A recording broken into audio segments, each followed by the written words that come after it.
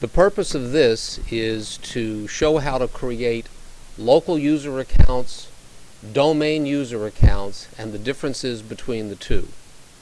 We have a Windows 7 virtual machine, and we also have a Windows Server 2008 virtual machine.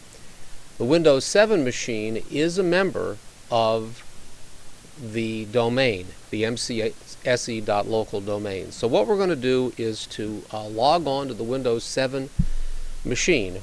Now, you have choices when you go to log on to a machine that's a client of the domain.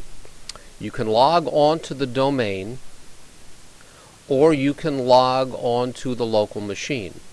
We're going to log on to the local machine, and we're going to do it UCTORCLIEN, which is the NetBIOS name of the machine. And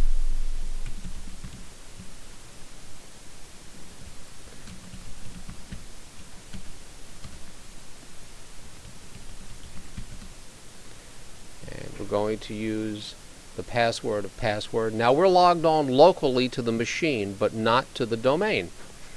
The account we are using has administrative privileges and was set up that way by Windows 7 when it was installed. If we want to manage the computer and look at the local users, we right-click on Computer and go to Manage. And you'll see something interesting.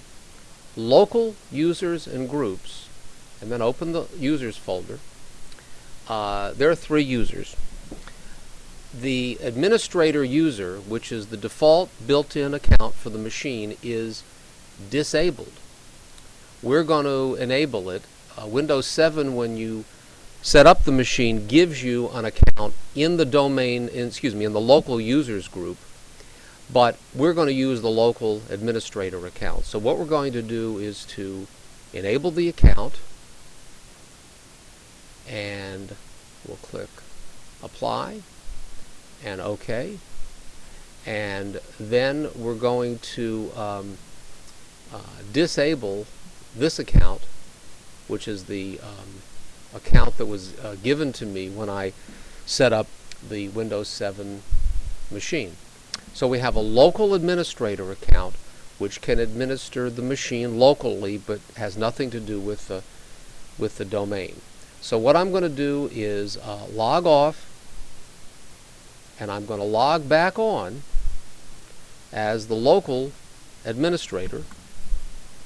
Notice the machine is called Instructor Client, Instructor CLIEN, and instead of using the account that I was given, we're going to switch user, and we're going to use the machine name administrator,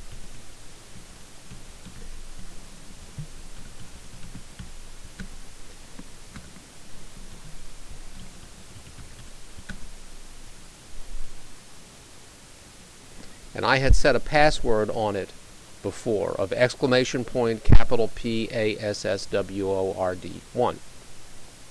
Now what I'm going to do is come back here to Computer and Manage, and I am going to create a local user. Local users and groups, go to the Users folder and right-click, and I'm going to create a new user, and I'm going to call this user Local User 1. And I'm going to give Local User 1 a strong password.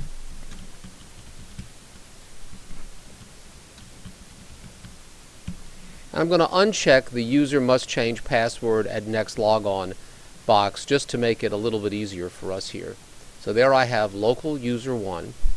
And now we're going to test the account and see if Local User 1 can log on. So I'm going to log off as administrator, and I'm going to try to log on as the user I just created, Local User 1.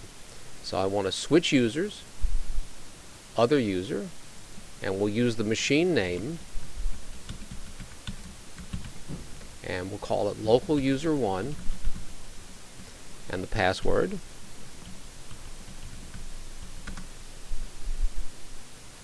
And Local User 1 is on the system, or is almost on the system. Now, this account is local to the Windows 7 machine, has no domain privileges and cannot log on to the domain. But it can log on just locally to the machine. The machine is still a member of the domain, but local user 1 is logged only on to the machine. And what we're going to do now is have local user 1 log off.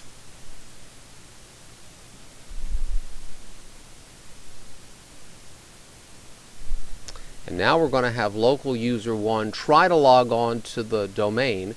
We have to switch users, and we're going to go for the MCSE domain.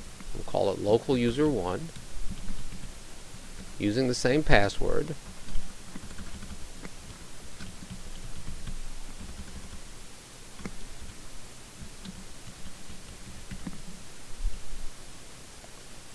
Try to log on to the domain.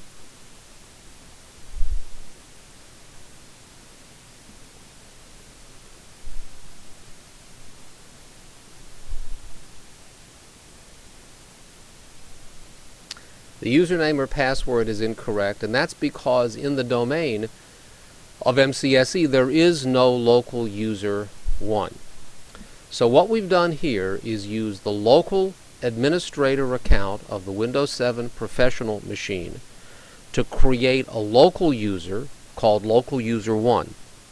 Local user 1 can log on to the Windows 7 professional machine, but local user 1 cannot log on to the MCSE domain.